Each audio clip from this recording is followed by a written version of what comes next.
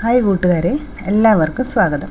ഇന്ന് നമ്മൾ പഠിക്കാൻ പോകുന്നത് മസ്കുലർ ടിഷ്യൂ അല്ലെങ്കിൽ പേശികല. ഓക്കെ, അപ്പോൾ പേശികല എന്താണ്? പേശികല അതായത് ശരീരചലനങ്ങളെ ഏകോപിപ്പിക്കുകയും നിയന്ത്രിക്കുകയും ചെയ്യുന്നതാണ് പേശികളുടെ പ്രധാന ധർമ്മം. ഓക്കെ, അപ്പോൾ ഇത് ശരീരചലനങ്ങളെ നിയന്ത്രിക്കുന്നു.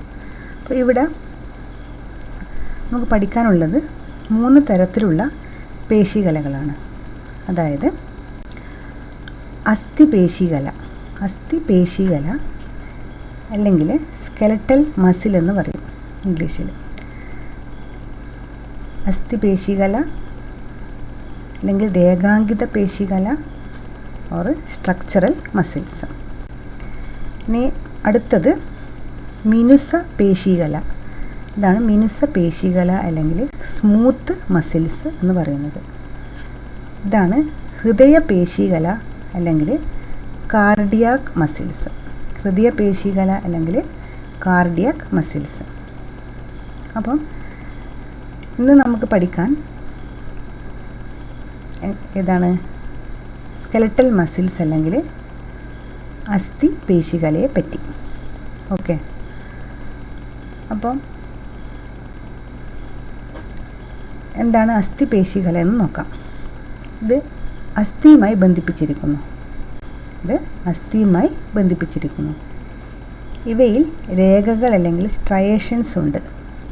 ഇതാണ് രേഖകൾ. ഓക്കെ, ഇതാണ് രേഖകൾ. അപ്പോൾ ഇത് ശരീരത്തിലെ അസ്ഥിയുമായി ചേർന്നിട്ടാണ് കാണപ്പെടുന്നത്. ഇത് കുറുകെയുള്ള വരകൾ ാണ് രേഖാങ്കിത. അതുകൊണ്ടാണ് ഇതിനെ രേഖാങ്കിത പേശികല എന്ന് കൂടി പറയുന്നത്. ഓക്കെ, ഇതിൻ്റെ ആകൃതി എന്താണ്? സിലിണ്ടർ ആകൃതിയിലാണ് ഉള്ളത്. ഇത് സിലിണ്ടർ ആകൃതിയിലാണ് ഉള്ളത്. അതുപോലെ തന്നെ ഇത് ഐച്ഛിക ചലനങ്ങൾ സാധ്യമാക്കുന്നതാണ്. അപ്പം ഐച്ഛിക ചലനങ്ങൾ സാധ്യമാകുക അല്ലെങ്കിൽ വോളണ്ടറി ആക്ഷൻസ് എന്ന് പറയും. അതാണ് ഈ മസ്കുലർ സ്കെലറ്റൽ മസിൽസിൻ്റെ ഫങ്ഷൻ. ഓക്കെ, അപ്പം ഇത് ഇവിടെ അൺബ്രാഞ്ച്ഡ് ആണ്. ഇവിടെ ബ്രാഞ്ചസ് ഇല്ല. അത് ജസ്റ്റ് ഒന്ന് സിലിണ്ടറിക്കൽ ആകൃതി മാത്രമേ ഉള്ളൂ. ഇവിടെ ബ്രാഞ്ച്ഡ് ആയിട്ടില്ല. നേരെ മറിച്ചിട്ട് ഹൃദയ പേശികലയിൽ ഇവിടെ ബ്രാഞ്ചസ് ഉണ്ട്. ഓക്കെ, അപ്പോൾ ഇത് അൺബ്രാഞ്ച്ഡ് ആണെന്ന് പറയും. അൺബ്രാഞ്ച്ഡ്. അപ്പം ഈ സ്കെലറ്റൽ മസിൽസ് അല്ലെങ്കിൽ അസ്ഥിപേശികളെ കുറച്ച് ഡീറ്റെയിൽ ആയിട്ട് നമുക്ക് പഠിക്കാം. കാരണം HSC എക്സാമിനേഷന് കുറച്ച് ഡീപ്പായിട്ടുള്ള ക്വസ്റ്റ്യൻസ് വരാൻ ചാൻസ് ഉണ്ട്. ഓക്കെ, അപ്പം ഇതാണ് നമ്മുടെ സ്കെലറ്റൽ മസിലിൻ്റെ ക്രോസ് സെക്ഷൻ എന്ന് പറയുന്നത്. Cross section. ഓക്കെ, അപ്പം ഈ മസിൽ സെൽസ് അല്ലെങ്കിൽ ഈ മസിൽസ് ഇവിടെ നമ്മുടെ ബോണുമായിട്ട് അറ്റാച്ച് ചെയ്തിരിക്കുന്നു. അപ്പം muscles to connected to bones. ഈ മസിൽ സെൽസ് ഇതാണ് ഈ മസിലിൻ്റെ ക്രോസ് സെക്ഷൻ എടുത്തു കഴിഞ്ഞാൽ മസിലിൻ്റെ ക്രോസ് സെക്ഷനാണിത്. അപ്പോൾ ഈ ക്രോസ് സെക്ഷൻ എടുത്തു കഴിഞ്ഞാൽ നമുക്കറിയാം ഇവിടെ കാണുന്നതാണ് മസിൽ സെൽസ് എന്ന് പറയുന്നത്. ഓക്കെ, ഇതാണ് മസിൽ സെൽസ്. അപ്പോൾ മസിൽ സെൽസിൻ്റെ ബണ്ടിൽസ് എല്ലാം മസിൽ സെൽസാണ്. ഈ മസിൽ സെൽ ഒരു bundle of muscle cells are called fascicle. Bundle of muscle cells are called fascicle. Okay, അപ്പം മസിൽ സെൽസിന് ചുറ്റി 3 ആവരണ കലകളുണ്ട്. അതായത് കണക്റ്റീവ് ടിഷ്യൂസ് ഉണ്ട്. അപ്പം മസിൽ സെൽസിൻ്റെ പുറത്ത് ഇതാണ് പുറം ഭാഗം. ഈ പുറത്ത് കാണുന്ന മസിൽ സെൽസിൻ്റെ പുറത്ത് കാണുന്ന ഈ കണക്റ്റീവ് ടിഷ്യൂവിനെ നമ്മൾ എപ്പിമൈസിയം എന്ന് പറയും. ഓക്കെ, ഇതാണ് എപ്പിമൈസിയം. ഇനി അടുത്തത് നമുക്കറിയാം ബണ്ടിൽ. ഓരോ ബണ്ടിലിനെ നമ്മൾ എന്ത് പറയും? ഫാസിക്കിൾ എന്ന് പറയും അല്ലേ? അപ്പം ഈ ഫാസിക്കിളിൻ്റെ പുറത്ത് ഒരു കണക്റ്റീവ് ടിഷ്യൂ ഉണ്ട്. അതിനെയാണ് നമ്മൾ പെരിമൈസിയം എന്ന് പറയുന്നത്. അപ്പോൾ ഇതിനെയാണ് നമ്മൾ പെരിമൈസിയം എന്ന് പറയുന്നത്. ഇതിൻ്റെ പുറത്തുള്ള കണക്റ്റീവ് ടിഷ്യൂ, ഫാസിക്കിളിൻ്റെ പുറത്തുള്ള കണക്റ്റീവ് ടിഷ്യൂവിനെ നമ്മൾ എന്ത് പറയും? പെരിമൈസിയം എന്ന് പറയും. ഇനി അടുത്തത് ഈ മയോഫൈബ്രിലിൻ്റെ പുറത്തും, ഈ മയോഫൈബ്രിലിൻ്റെ പുറത്തും നമുക്ക് എന്ത് കാണാൻ പറ്റും? കണക്റ്റീവ് ടിഷ്യൂസ് കാണാൻ പറ്റും. അപ്പോൾ ഇതിനെയാണ് നമ്മൾ എൻഡോമൈസിയം എന്ന് പറയുന്നത്. അപ്പോൾ ഇതാണ് ഓരോന്ന് എടുത്തു കഴിഞ്ഞാൽ നമുക്കറിയാം ഇതാണ് മയോഫൈബ്രിൽ എന്ന് പറയുന്നത്. അപ്പോൾ ഈ മയോഫൈബ്രിലിൻ്റെ പുറത്തും കണക്റ്റീവ് ടിഷ്യൂസ് ഉണ്ട്. അപ്പോൾ ഇതിനെയാണ് നമ്മൾ എൻഡോമൈസിയം എന്ന് പറയുന്നത്. അപ്പം ഈ കണക്റ്റീവ് ടിഷ്യൂസ് ഏതൊക്കെയാണെന്ന് മനസ്സിലായി അല്ലേ? ഔട്ടർ എപ്പിമൈസിയം, ഫാസിക്കിളിൻ്റെ പുറം ഭാഗത്ത് കാണുന്ന പെരിമൈസിയം, അതുപോലെ തന്നെ മയോഫൈബ്രിലിൻ്റെ പുറത്ത് കണക്റ്റീവ് ടിഷ്യൂ കവറിങ് ഉണ്ട്, അതാണ് എൻഡോമൈസിയം എന്ന് പറയുന്നത്. ഓക്കെ, അപ്പോൾ എന്താണ് ഫാസിക്കിൾ? മസിൽ സെൽസിൻ്റെ ബണ്ടിൽസ്, ഈ ബണ്ടിൽസിനെയാണ് നമ്മൾ ഫാസിക്കിൾ എന്ന് പറയുന്നത്. അപ്പോൾ ഒരു ഫാസിക്കിളിൻ്റെ എൻലാർജ്ഡ് വേർഷനാണ് ഇവിടെ കാണിച്ചിട്ടുള്ളത്. ഓക്കെ, അപ്പം ഈ ഓരോ ബണ്ടിൽസും ഇവിടെ ശ്രദ്ധിക്കേണ്ടതെന്ന് വെച്ചാൽ ഓരോ ബണ്ടിൽസും ഇവിടെ ദേ ആർ ഓൾസോ കണക്റ്റഡ്. ഇത് കണക്ഷൻ ഉണ്ട്, ഓരോ ബണ്ടിൽസും ഇവിടെ കണക്റ്റഡ് ആണ്. അപ്പോൾ they are connected by a connective tissue called fascia, FASCIA, fascia എന്ന് പറയും. അപ്പോൾ ഇവിടെയും കണക്റ്റീവ് ടിഷ്യൂസ് ഉണ്ട്. ഇത് കണക്ട് ചെയ്താണ്, ഓരോ ബണ്ടിൽസും കണക്ട് ചെയ്യുന്നത് ഏതാണ്? ഒരു കണക്റ്റീവ് ടിഷ്യൂ ആണ്. It is called fascia. അപ്പോൾ ഇത്രയും കാര്യങ്ങൾ നിങ്ങൾക്ക് മനസ്സിലായി കാണുമെന്ന് വിചാരിക്കുന്നു. ഇനി അടുത്ത സെക്ഷൻ എന്താണെന്ന് പഠിക്കാം. അതായത് നമുക്കൊരു മസിൽ സെല്ലിൻ്റെ പുറത്ത്, അതായത് മസിൽ സെല്ലിൻ്റെ പുറത്ത് ഇതാണ് ഒരു മസിൽ സെല്ലെന്ന് വിചാരിക്കുക. അപ്പോൾ മസിൽ സെൽസിൻ്റെ ഉള്ളിലും, മസിൽ സെൽസിൻ്റെ ഉള്ളിലും എന്തുണ്ട്?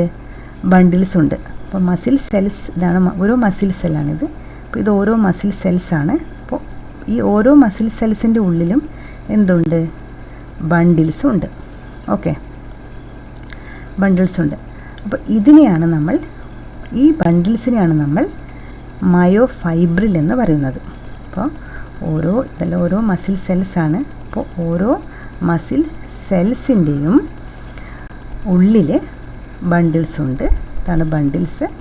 അപ്പം ഓരോ ബണ്ടിൽസിനെയും നമ്മൾ എന്ത് പറയും? മയോഫൈബ്രിൽ എന്ന് പറയും. ഇനി ഒരു മസിൽ സെൽ അല്ലെങ്കിൽ മസിൽ ഫൈബർ എടുത്തു കഴിഞ്ഞാൽ ഈ മസിൽ സെൽസിൻ്റെ പ്ലാസ്മ മെംബ്രെയിൻ, ഇതാണ് പ്ലാസ്മ മെംബ്രെയിൻ, മസിൽ സെല്ലിൻ്റെ പ്ലാസ്മ മെംബ്രെയിൻ. ഇതിനെ നമ്മൾ എന്ത് പറയും? മസിൽ സെൽസിൻ്റെ പ്ലാസ്മ മെംബ്രെയിനെ നമ്മൾ സാർക്കോലെമ്മ എന്ന് പറയും. മസിൽ സെൽസിൻ്റെ പ്ലാസ്മ മെംബ്രെയിനെ നമ്മൾ സാർക്കോലെമ്മ എന്ന് പറയും. Sarcolemma. And cytoplasm of muscle cell. അപ്പോൾ മസിൽ സെൽസിലും സൈറ്റോപ്ലാസം ഉണ്ട്. ആ മസിൽ സെൽസിൽ കാണപ്പെടുന്ന സൈറ്റോപ്ലാസത്തിനെ നമ്മൾ പറയും സാർക്കോപ്ലാസം എന്ന് പറയും. ഓക്കെ, അപ്പം ഈ സാർക്കോപ്ലാസത്തിനുള്ളിൽ എന്തുണ്ട്? എൻഡോപ്ലാസ്മിക് റെട്ടിക്കുലം ഉണ്ട്. അപ്പം മസിൽ സെൽസിൽ കാണുന്ന എൻഡോപ്ലാസ്മിക് റെട്ടിക്കുലത്തെ നമ്മൾ സാർക്കോപ്ലാസ്മിക് റെട്ടിക്കുലം എന്നാണ് പറയുന്നത്. അപ്പം മസിൽ സെൽസിൻ്റെ ഉള്ളിൽ സൈറ്റോപ്ലാസം ഉണ്ട്. It contains endoplasmic reticulum and this endoplasmic reticulum that is present in the muscle cell is called sarcoplasmic reticulum. ഇത്രയും മനസ്സിലായെന്ന് വിചാരിക്കുന്നു. ഇനി അപ്പോൾ മസിൽ സെൽസിൻ്റെ ഉള്ളിൽ എന്തുണ്ട്? മസിൽ ഗ്ലൈക്കോജൻ ഉണ്ട്. അതായത് ഗ്ലൂക്കോസ് മസിൽ ഗ്ലൈക്കോജനായിട്ട് സ്റ്റോർ ചെയ്ത് വെച്ചിട്ടുണ്ട്. ഓക്കെ, ഇനി അടുത്തതെന്ന് വെച്ചാൽ മസിൽ സെൽസിന് ഓക്സിജൻ ബൈൻഡിങ് പിഗ്മെൻറ്റ്സ് ഉണ്ട്. അപ്പോൾ മസിൽ സെൽസിനും ഓക്സിജൻ ബൈൻഡിങ് പിഗ്മെൻറ്റ്സ് ഉണ്ട്. ഈ പിഗ്മെൻറ്റ്സിന് എന്ത് പറയും? ഗ്ലോബുലിൻ എന്ന് പറയും. മയോഗ്ലോബുലിൻ. ഓക്കെ, അപ്പോൾ ആർ ബി സിൻ്റെ ഉള്ളിൽ എന്തുണ്ട്? ആർ ബി സിൻ്റെ ഉള്ളിൽ, അതായത് cytoplasm of R B C contains haemoglobin and haemoglobin it a oxygen binding സൈറ്റാണ്. അപ്പം ഇവിടെയും എന്തുണ്ട്? മയോഗ്ലോബുലിൻ ഉണ്ട്. മയോഗ്ലോബുലിനും it helps in binding of oxygen. അപ്പോൾ ഇത്രയും കാര്യങ്ങൾ മനസ്സിലായി എന്ന് വിചാരിക്കുന്നു. ഇനി ഈ ഒരു മസിൽ അതായത് ഈ മയോഫൈബ്രിൻ്റെ ഉള്ളിൽ, ഓക്കെ, മയോഫൈബ്രിലിൻ്റെ ഉള്ളിൽ ആക്റ്റിൻ ആൻഡ് ഓരോ മയോഫൈബ്രിലിൻ്റെ എടുത്ത് നോക്കിയാലും ഈ മയോഫൈബ്രിലിൻ്റെ ഉള്ളിൽ ആക്റ്റിൻ ആൻഡ് മയോസിൻ എന്ന് പറയുന്ന പ്രോട്ടീനുകളുണ്ട്. ഓക്കെ, അപ്പം ഇതാണ് ഇതൊരു സ്കെൽറ്റൽ മസിൽസിൻ്റെ ക്രോസ് സെക്ഷണൽ വ്യൂസാണ്. അപ്പോൾ നിങ്ങൾ ഓരോ ടേംസും മനസ്സിലാക്കണം. അതായത് എപ്പിമൈസിയം, പെരിമൈസിയം, എൻഡോമൈസിയം, എന്താണ് ഫാസിക്കിൾ, അതായത് bundles of muscle cells are called fascicle. അങ്ങനെ ഒത്തിരി ബണ്ടിൽസ് ഉണ്ട്. ഒരു ബണ്ടിലാണ് ഇവിടെ എൻലാർജ്ഡ് ആയിട്ട് കൊടുത്തിട്ടുള്ളത്. അപ്പോൾ ഇത് മസിൽ ഫൈബർ അല്ലെങ്കിൽ മയോഫൈബർ എന്ന് പറയും. ഇനി ഇതിൻ്റെ ഉള്ളിൽ കാണുന്ന ഈ ബണ്ടിൽസിന് എന്ത് പറയും? മയോഫൈബ്രിൽ എന്ന് പറയും. ഇത് മയോഫൈബർ അല്ലെങ്കിൽ മസിൽ ഫൈബർ എന്ന് പറയും. അപ്പോൾ ഇതിൻ്റെ ഉള്ളിൽ കാണുന്ന ഓരോ ബണ്ടിലിനെ നമ്മൾ മയോഫൈബ്രിൽ എന്ന് പറയും. ഈ മയോഫൈബ്രിൽ എന്തുണ്ട്? It contains actin and myosin. ഉള്ളിൽ, അതായത് മയോഫൈബ്രിൻ്റെ ഉള്ളിൽ ആക്റ്റിൻ ആൻഡ് മയോസിൻ എന്ന് പറയുന്ന പ്രോട്ടീൻസ് ഉണ്ട്. ഇത് രണ്ടും കൂടി ടേം ആസ് മയോഫിലമെൻറ്റ്സ് എന്ന് പറയും. അപ്പോൾ ആക്റ്റിൻ ആൻഡ് മയോസിൻ ഇത് രണ്ടും കൂടി എന്താണ്? മയോഫിലമെൻറ്റ്സ്. ഓക്കെ, അപ്പം അടുത്തത് നമുക്ക് പഠിക്കാനുള്ളത് റെഡ് മസിൽസ് എന്താണെന്നും വൈറ്റ് മസിൽസ് എന്താണെന്നും അറിയണം. റെഡ് മസിൽസ് എന്താണ്?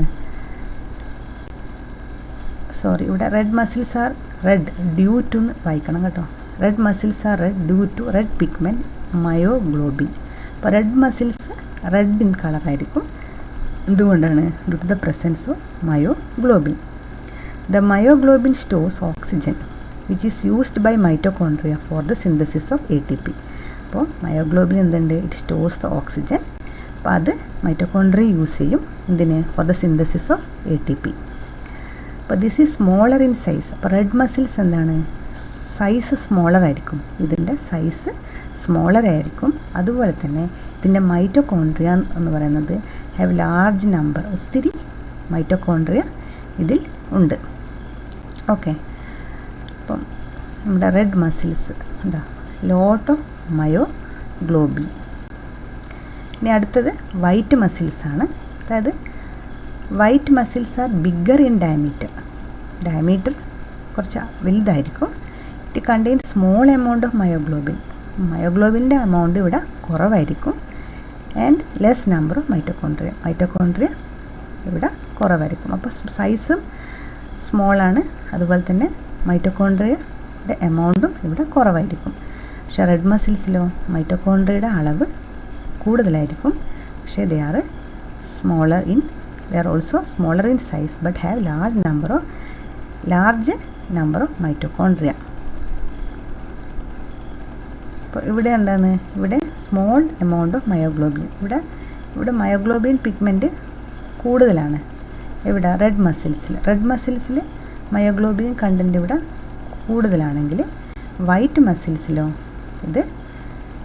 മസിൽസിൻ്റെ എമൗണ്ട് ഓഫ് മയോഗ്ലോബിൻ ഇവിടെ കുറവായിരിക്കും. പക്ഷേ ഇവിടെ വൈറ്റ് മസിൽസിന് ഡയമീറ്റർ കുറച്ച് ലാർജ് ആയിരിക്കും. ഓക്കെ, അപ്പോൾ ഇത്രയും കാര്യങ്ങളാണ് നമ്മൾ സ്കെൽറ്റൽ മസിൽസിനെ പറ്റി പഠിക്കാനുള്ളത്. ഇനി അടുത്തത് സ്മൂത്ത് മസിൽസും അതുപോലെ തന്നെ കാർഡിയാക് മസിൽസും ഉണ്ട്. അപ്പം ജസ്റ്റ് നിങ്ങൾ സ്കെൽട്ടൽ മസിൽസിനെ പറ്റി മാത്രം ഒന്ന് ഓർത്ത് വെക്കുക. ഇത് സിലിണ്ടറിക്കൽ ഷേപ്പായിരിക്കും, ഇതിന് രേഖകളുണ്ട്. ഇത് ബൈന്യൂക്ലിയേറ്റഡ് ആണ് ഇത്. അതായത് ഈ അസ്ഥിപേശികല ബഹുകോശങ്ങളാണ്. ഇതിനുള്ളിൽ ബഹുകോശങ്ങളുണ്ട്. That is multi nucleated. Okay. അതുപോലെ തന്നെ ഇതിൻ്റെ മസിൽസിൻ്റെ സ്ട്രക്ചർ അതേപോലെ ഇതിൻ്റെ ടൈപ്സ്, അതായത് red muscles and white muscles. അപ്പം ഇത്രയും കാര്യങ്ങൾ നിങ്ങൾ വീഡിയോ കണ്ട് മനസ്സിലാക്കുക. അപ്പോൾ അടുത്ത ക്ലാസ്സിൽ നമുക്ക് സ്മൂത്ത് മസിൽസും അതുപോലെ തന്നെ കാർഡിയാക് മസിൽസ് പറ്റി നോക്കാം. അപ്പോൾ ഇത്രയും കാര്യങ്ങൾ മനസ്സിലാക്കണമെന്ന് വിചാരിക്കുന്നു. അപ്പോൾ വീഡിയോ ലൈക്ക് ചെയ്യുക, ഷെയർ ചെയ്യുക, അതുപോലെ തന്നെ സബ്സ്ക്രൈബ് ചെയ്യുക.